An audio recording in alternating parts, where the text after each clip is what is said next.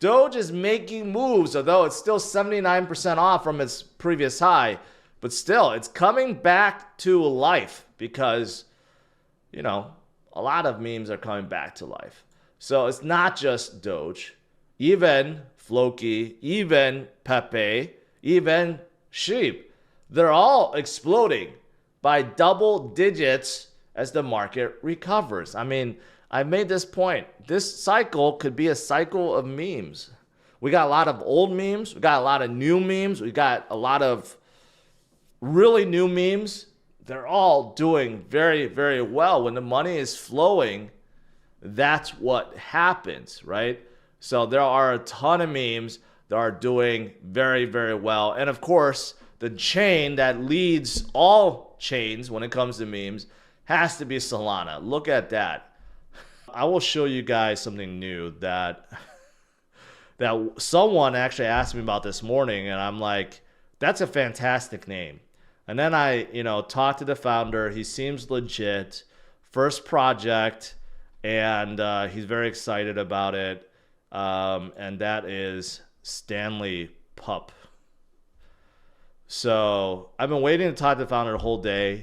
We actually had a conversation, but I mean, I can't get over that name. I see meme coins all the time, and I think all the names are silly, and this one is actually pretty clever. So just go throw that out there too. Global traffic shares since the beginning of the year to about 3 days ago, Solana has 50% of the interest. 50%. And why? It's because of all the memes. There's no doubt about it. It's due to all the memes. 50%. Where's Ethereum at? 12%. BNB, 5%. Avalanche, unfortunately, is at 4%. Avalanche should be getting up there soon. But this is the reason why Solana is so damn strong. And I've told you guys that. So you can't ignore Solana this cycle. The memes are only going to get stronger, and Solana's going to get stronger because of it. But there are other things besides meme coins. Here's one, Ondo. A lot of people have been asking about Ondo, which to me is like a banker's coin. Basically, it allows tokenization of treasuries, and you get yields, and you can stake your stable coins. It's like a bank. It's like a bank, but it's supported by, I believe, Coinbase. So they have been doing very, very, very well. In fact, they're at like $1 billion in market cap now. Right?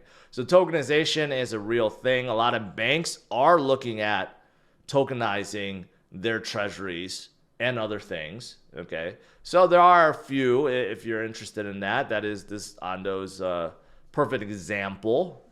And you know what? They're the only ones out of the many that are out there, but I don't even know if they have tokens. But out of the ones that are on a chain, Ondo is the only one on Solana. And that's the reason why they're doing the best.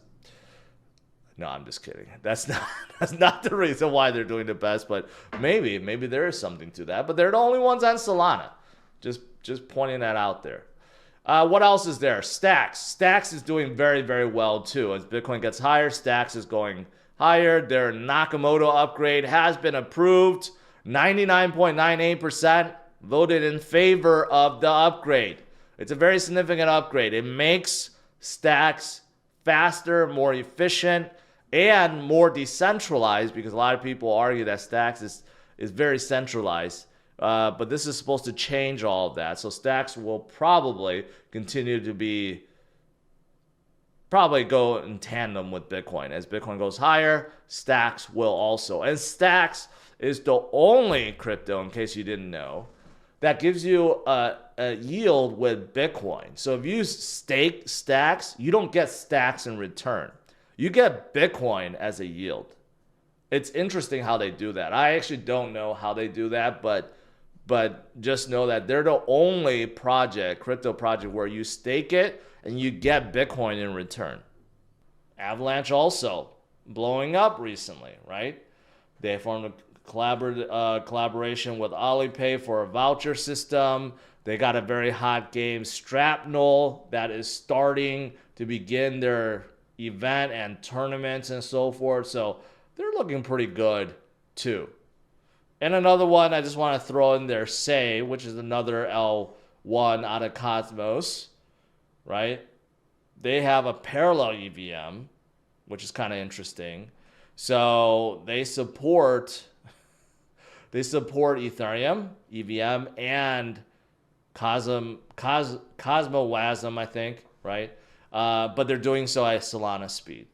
So interesting. Basically, a very, very fast EVM chain that's out of Cosmos, but they're not L2 because they support Cosmos and their virtual machine and language as well. So they're kind of in the middle there, okay? But they're extremely fast. The finality is extremely fast. So they say they're better than Ethereum, and Ethereum L2 is out there. They even claim they're better than Solana. I don't know if that's really the case, but another interesting one to keep your eyes on. Solana is still doing very well. Their volume, DEX volume, stablecoin volume, meme volume, exploding. That has not changed. But their biggest launch pad now, I mean, I don't know if they're the biggest launch pad. It could be. But one of their biggest DEX aggregator, Jupiter, has their launch pad and launched the very first Zeus network, which actually brings liquidity to Solana. It's like a decentralized bridge that's going to bridge Bitcoin with the Solana. So that's pretty good. But overall, my point is Solana's ecosystem is still on fire, blowing up. That's not going to change. Ethereum still up 11% today despite attacks. So now it does seem like the SEC is building a case to go after Ethereum and classify them as a security. This will be absolutely horrible for Ethereum, obviously, right? They haven't come out and sued Ethereum Foundation yet, but they are subpoenaing a lot of companies that deal with Ethereum. Okay, so it does seem like they're trying to build a case, even though it's already classified as a non-security. There are people that think that this is because Ethereum moved to proof of stake. When they were proof of work, it was very different. Now proof of stake is different. So obviously we don't want them. You know, a lot of Solana guys or others maybe was saying, well, yeah, go classify as, security. This is going to be good for Solana or good for Cardano. No, it's not. Because if they can deem Ethereum as a security just because it's proof of stake, well, almost every single chain out there is proof of stake and would be considered security. But, here's the funny thing. When Gary Gensler was teaching, when he was teaching back in 2018, which wasn't far off from now, he said Bitcoin, Ether, Litecoin, Bitcoin Cash are not securities. And he also said 3/4 of this market is probably not securities. So he himself had said that they're not securities. Now somehow they're securities. I don't know. He did a total 180. But again, maybe it's due to all the innovations that's been happening, like with DeFi, right? And maybe the switch to proof of stake. Charles Hoskinson, of course, looking to throw some shade at Ethereum, saying that, this is due to the fact that they changed. So everything that was concluded before does not count, does not make them a viable commodity anymore. They're a security, basically. So Charles just he has no love for Vitalik or Ethereum at this point. But, we'll see.